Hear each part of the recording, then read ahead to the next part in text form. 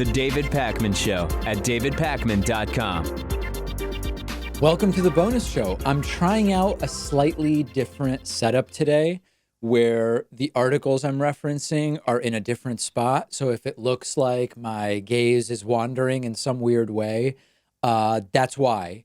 And maybe this is a bad idea. But anyway, I'm just trying it. It's in a spot that's much closer to me, but it is much further away from the camera's eye level. So anyway, if you're listening, you don't care at all. If you're watching, you might. So I'll just move on. Beto O'Rourke has released a plan to tackle climate change, which is sort of his first major policy proposal as a 2020 candidate. And he plans to invest $5 trillion over 10 years in infrastructure and innovation, and is talking about net zero emissions by 2050. He's not the only person who's talked about 2050 as a target for net zero emissions. He is calling climate change the greatest threat that we face, which I basically agree with. He outlined a 4-part framework to address what he calls this existential threat over a growing emergency. And he says that the very first bill that he sends to Congress will be to put $5 trillion in place over 10 years to fight climate change. The entire "as soon as I'm elected, the first bill I will sign" thing, at this point, it only has metaphorical meaning, right? Like we understand that the first day is a little crazy and that you often don't have control over the first bill that you end up sending.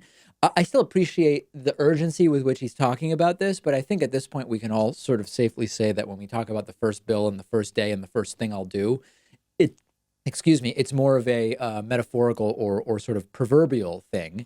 What I want to praise Beto O'Rourke for, and people in my audience know that I am not like a Beto cheerleader, right?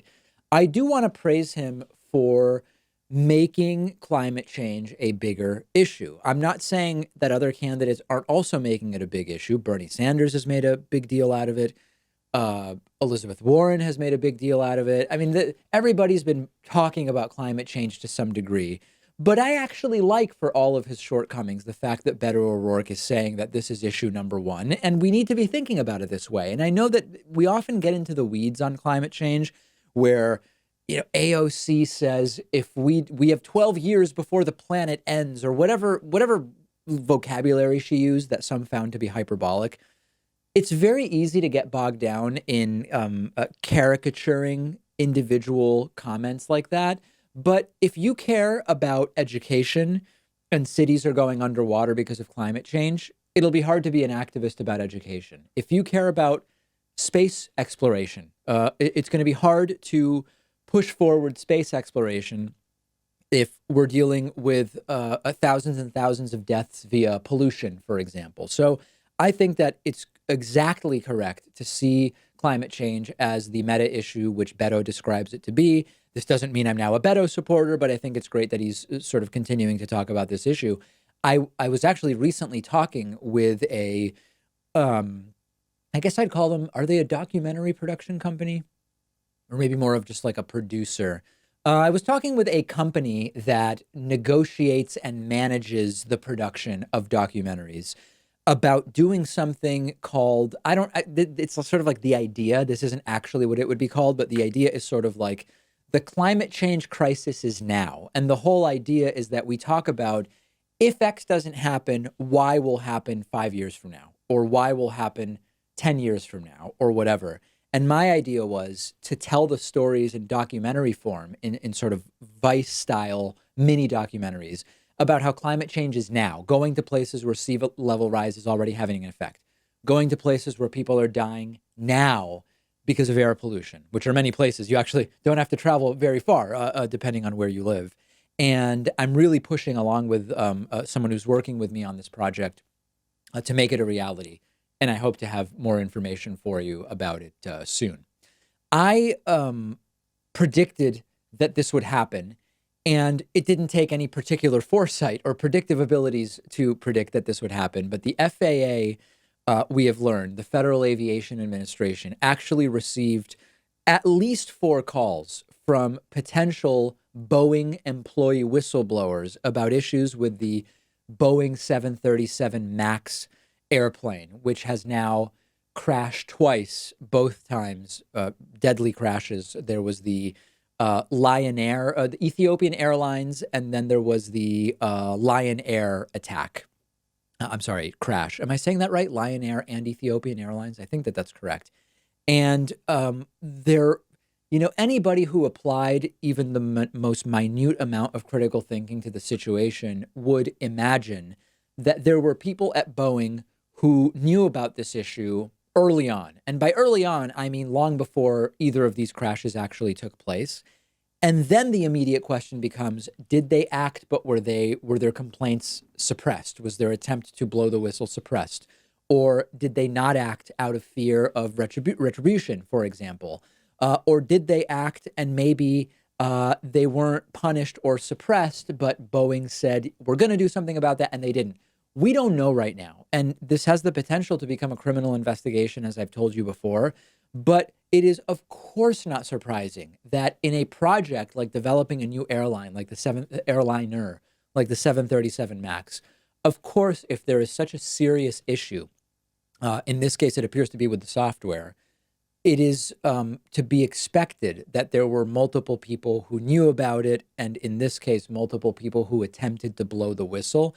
And we may not know the full scope of this for a while. Boeing was asked, did you receive these reports internally or didn't you? And so far, Boeing is saying it cannot verify the report, but said, quote, not surprising, safety and quality are absolutely at the core of Boeing's values. Speaking up is a cornerstone of that safety culture, and we look into all issues that are raised. But people are very right to be skeptical of this. And in fact, a Boeing source was on the story already laying the groundwork for saying, I don't even really know that there were actual whistleblowers, even though Boeing says they would have, of course, taken it seriously. I just don't even think anybody actually blew the whistle. There were no reported issues, etc. I just have a hard time believing it. What unfortunately, and I hate that it becomes political right away, but life is political. I mean, this is just sort of the reality. I just want to know the truth. What was known and when? Could it have been predicted? None of it will bring back the hundreds of people that have died.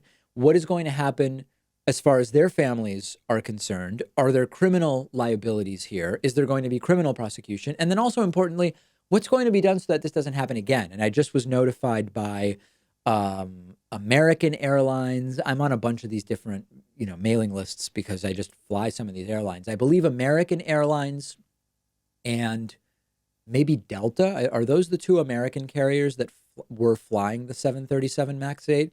They emailed saying, or no, it was Southwest and maybe Delta. Anyway, there's two airlines, American Airlines, that were flying the 737 MAX 8. They both said that actually they are extending the period during which they will not be flying the plane, which clearly is a signal that it's going to be longer than initially expected until this issue is resolved. Sad, tragic, infuriating, frustrating, angering, all of the above and more. And now we are just starting to learn about people who apparently, reportedly, knew about this issue, tried to blow the whistle, and if it was taken seriously, it clearly wasn't taken seriously enough to fix the problem before two planes crashed. Michael Middleton is 43 years old, and he's accused of marrying four women, and he has pled guilty. He married a Georgia woman in 2006. He married an Alabama woman in 2011, a New Hampshire woman in 2013, and a woman in Kentucky in 2016.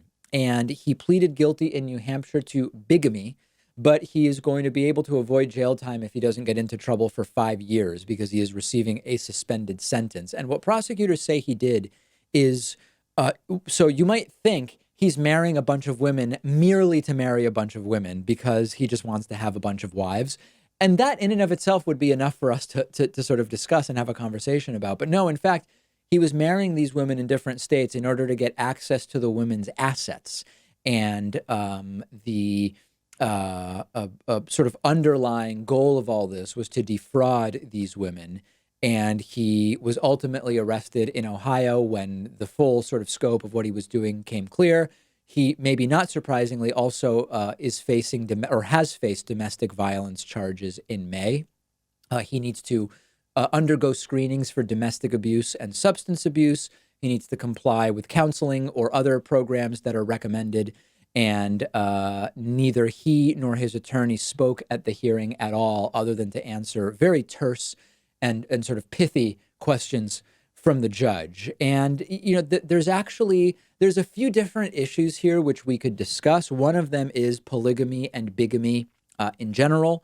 The other is that of the patchwork of state laws and federal laws, because what is fundamentally at issue here that allowed this to go on for as long as it did is that there is not exactly a great system in place to, across state lines or federally, know who is married, other than, of course, looking at federal tax returns, which can be hard for a state to do. If you are married in Alabama and you go to Massachusetts and you say you want to get married there, if Massachusetts does not have access to your federal tax return, and you don't have to file as married, by the way, then it is hard for them to know that you actually shouldn't be allowed to get married in Massachusetts. But then the broader question is, there's a lot of arguments from the left, actually, that this shouldn't even really be a concern of the government, that if you want to get married to 5 people, if people want to be in multiple marriages, as long as there is no sort of coercion, abuse, or other things that are banned by the law, that are illegal in other ways, that the government really shouldn't have any business in telling people how many people they can be married to. And we've gone through some of those relatively solid arguments before on the show. The issue is that there are ancillary externalities that develop when you talk about multi-way marriage and multiple marriages, which I won't rehash today. But if people are interested in us revisiting that topic, I'm actually glad to do it, because it is interesting that a lot of the arguments against polygamy and bigamy are the same arguments that we are understandably not accepting when it comes to arguing against gay marriage. And we dealt with this back before the Supreme Court ruling that banned bans on same-sex marriage. And if people want me to take it up again, let me know. I'm not an advocate of bigamy or polygamy, but I do recognize that some of the arguments against it aren't very good arguments. Let me know about that. New week of shows, new week of bonus shows coming up next week. The David Pakman Show at davidpakman.com.